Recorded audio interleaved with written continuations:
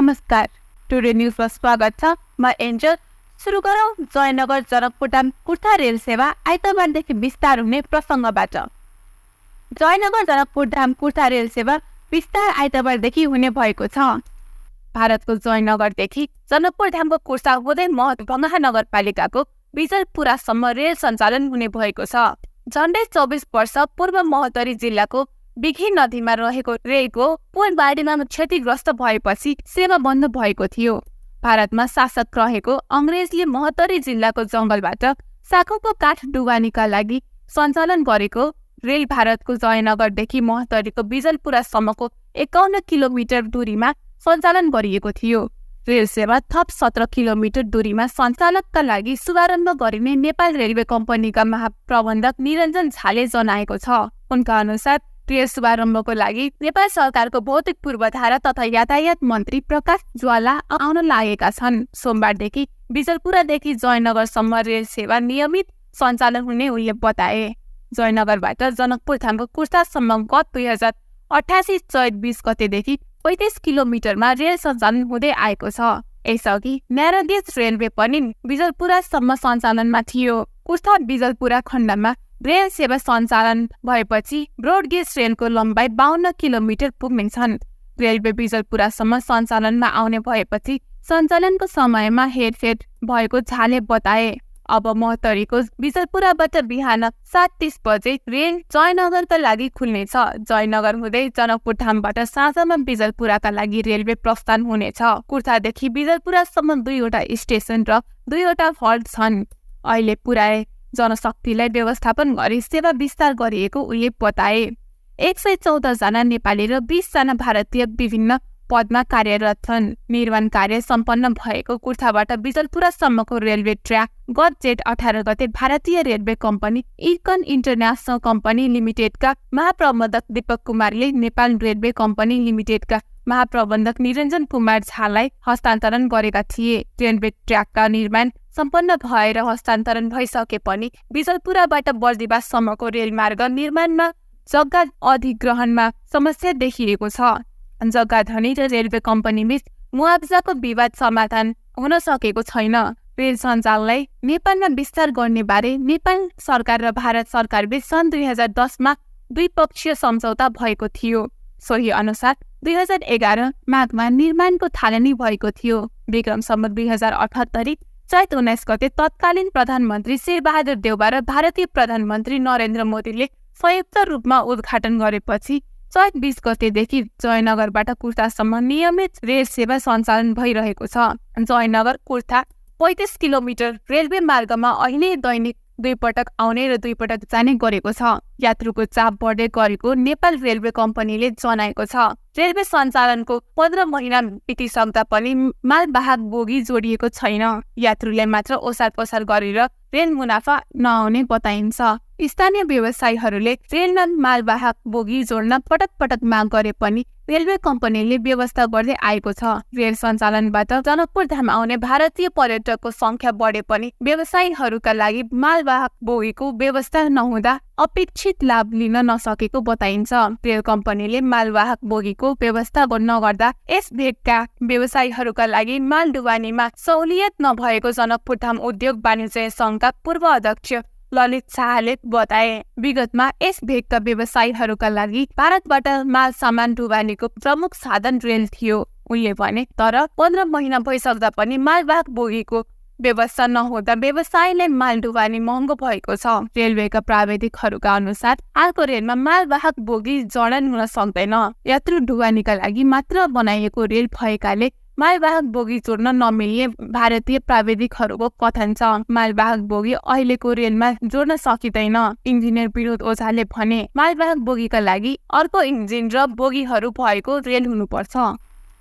मालपोत कार्यालय धनुषाका तत्कालीन निमित्त प्रमुख मालपोत अधिकृत सुनिल कुमार झा भ्रष्टाचारी ठहर भएका छन्। विशेष अदालतले भ्रष्टाचार मुद्दामा झालाई दोषी ठहर गरेको छ।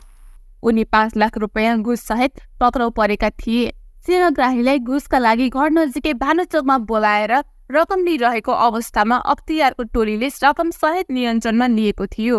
विशेष अदालतका न्यायाधीश श्रीकान्त पौडेल र खुशी प्रसाद थारूको इजलासले झालाई शुक्रबार दोषी ठहर गरेको छ। उनको सजाय निर्धारण हुन भने बाँकी रहेको छ। अख्तियार दुरुपयोग अनुसन्धान आयोगले 5 लाख घुस सहित पक्राउ गरेपछि 2079 वैशाख 16 गते उनी विरुद्ध विशेष अदालतमा मुद्दा दायर गरेको थियो। जग्गा सम्बन्धी हक सफा मुद्दामा फैसला गरिदिन्छु भन्दै सेवाग्राहीसँग 5 लाख घुस लिएको अख्तियारले प्रमाणसहित मुद्दा दर्ता गरेको थियो। जहाँ निमित्त प्रमुख रहेको बेला मालपोत कार्यालय धनुषामा घुस लिने क्रम निकै बढेको थियो। घुसका लागि मध्यरातिसम्म मालपोत कार्यालय धनुषामा जागेको अवैध कारोबार हुने गरेको थियो। आर्थिक अभावमा 5 वर्षदेखि उपचार विहीन हुनुभएका महतरी लहरपट्टि नगरपालिका 9 बिनाका रामनाथ मुखियाको अब भने उपचार हुने भएको छ। 10-12 वर्षको उमेरदेखि हर्मोनको गडबडी हुँदा सुनिने र शरीर फुल्ने रोगबाट पीडित उहाँका पछिल्लो समय आर्थिक अभावमा उपचार नगरी बस्नु भएको थियो। करिब 3 बिघा जमिन र लाखौं ऋण काटेर उपचार गर्दा पनि छोरालाई सन्चो नभएपछि तनावमा रहनुभएका 70 वर्षीय बुवा उत्तीमानको आग्रहपछि इन्डो नेपाल इन्डो फोरमले मुखियाको उपचारका लागि पहल गरेको हो। फोरमका उपाध्यक्ष डाक्टर पीके ठाकुरले आफूहरूको पहल तथा वीरगञ्ज स्थित रहेको भारतीय महावाणिज्य दूतावासको सिफारिसमा भारतको दिल्ली स्थित अखिल भारतीय आयुर्विज्ञान संस्थान एम्समा उपचार हुन लागेको जानकारी दिनुभयो। उहाँका अनुसार एम्सले मुखियाको उपचारका लागि सहयोग गर्ने बताएको छ। डाक्टर्स फोरमले पहल गरेपछि भारतीय महावाणिज्य दूतावास वीरगञ्जले एम्स उच्च व्यवस्थापन पक्षसँग छलफल गरी सिफारिस पत्र बनाइदिएको छ। सो पत्रका आधारमा सकेसम्म निशुल्क र नभए न्यूनतम दस्तुरमा उपचार हुने जानकारी पाएका छौं। डाक्टर ठाकुरले भन्नुभयो, रामनाथका बुवा उत्तीमान मुखियाले पनि महावाणिज्य दूतावासको पत्र प्राप्त भएको र शुक्रबार नै छोरालाई लिएर भारतको राजधानी नयाँ दिल्ली जान लागेको जानकारी दिनुभयो। भएको सम्पत्ति सकिएपछि हार खाएर उपचार गर्न छाडेका थियौं। छोराको स्वास्थ्य समस्या झन्झन बदलिँदै गएपछि धेरै ठाउँ चाहँदा पनि कतैबाट सहयोग पाएका थिएनौं, मुखियाले भन्नुभयो। डाक्टर ठाकुरले चासो राखेपछि उहाँले उपचारको लागि पहल भएको छ र शुक्रबारै उपचारका लागि जाँदैछौ। उत्तीमानले बताए अनुसार माइलो छोरा रामनाथ मुखियालाई 10-12 वर्षको उमेरदेखि हर्मोनमा गडबडी हुँदा सुनिने र शरीर फुल्ने रोग लाग्यो। उपचारका लागि सम्भव भएसम्म नेपालको सबै अस्पताल र पछि छिमेकी भारतीय सीमामा रहेको धेरै अस्पताल पुर्याएर पनि रोग निको भएको थिएन। पुर्खाबाट अंशमा पाएको करिब 3 बिघा जमिन र साहु महाजनबाट चक्रिय ब्याज दरमा लाखौं ऋण लिएर उपचार गर्दा मुख्य परिवार समस्यामा आएको छ। मैले उपचारका लागि हरसम्भव प्रयास गरे, जाय जेथा बेचे, ऋण काटे, अरू छोराहरूको कमाई पनि उपचारमै खर्च गरे। आखिर बुवा नहुए उहाँको दुःख र छटपटाहट कसरी हेरी बस्नु। अहिले रित्तो छु, सम्पत्तिको नाममा केही बाँकी छैन। आँखाभरि आँसु टिलपिलाउँदै उहाँले भन्नुभएको थियो। 5 वर्ष अघि डाक्टरले मासिक 30,000 भारतीय रुपैयाँ पर्ने स्टाटिन एलआर नामक सुई लगाउन सिफारिस गरेका थिए। तर 5 वर्ष अघि सुरु गर्नु भनिएको उपचार आर्थिक अभावमा अहिलेसम्म पनि सुरु हुन सकेको छैन। रौतहटमा धारिलो हतियार प्रयोग गरी एक पुरुषको हत्या भएको छ। बिहिबार राति जिल्लाको देवाही गोनाही नगरपालिका 6 कर्कस कर्महियाका ब्रह्मदेव शाह कानुको छोरा 35 वर्षीय जगन्नाथ शाह कानुको धारिलो हतियार प्रयोग गरी विभत्स हत्या गरिएको प्रहरीले जनाएको छ। राति घरमा सुतिरहेका बेला अज्ञात व्यक्तिले शाहको घाँटीमा धारिलो हतियार प्रयोग गरेर हत्या गरेको प्रहरीको कथन छ।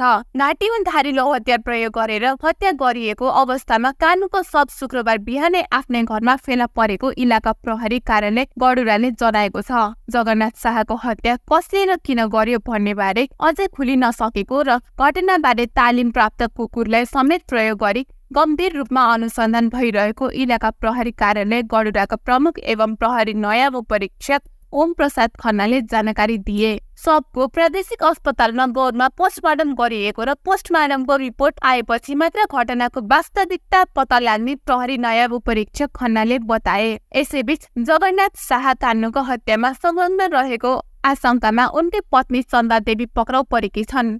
श्रीमानको हत्यामा संलग्न रहेको आशंका लागेकोले अनुसन्धानका लागि उनको श्रीमती चन्दा देवीले पक्राउ गरिएको र उनलाई इलाका प्रहरी कार्यालय गडुरामा राखेर बयान लिने काम भइरहेको डीएसपी खन्नालले बताए।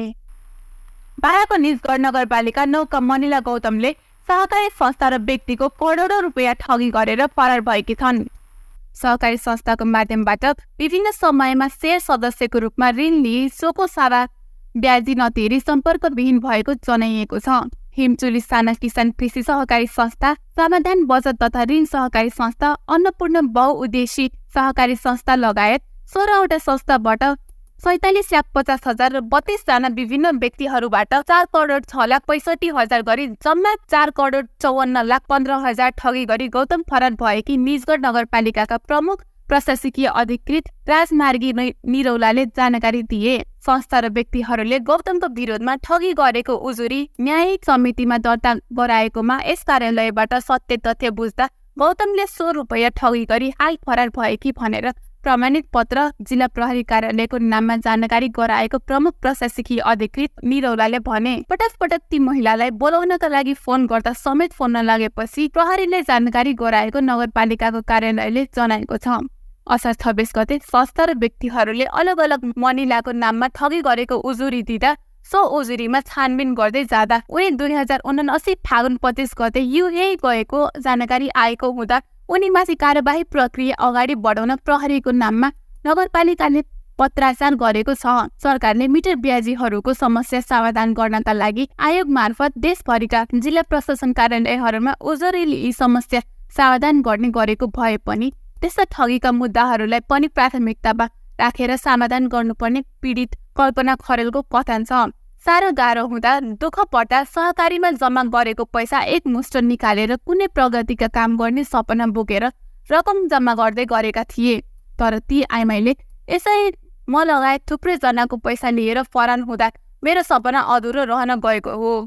अर्को पीडित नारायण शर्माको दुखेसो रहेको छ। त्यसैबीच पीडितहरू न्याय माग्दै शुक्रबार जिल्ला प्रहरी बारामा मनिलामाथि उजुरी दिएका छन्। उजुरीमाथि छानबिन गरी दोषी देखिएकी ठगी मुद्दा दर्ता गरी कारबाही प्रक्रिया अगाडि बढाउने प्रहरी उपरीक्षक होमेन्द्र बोगटीले बताए।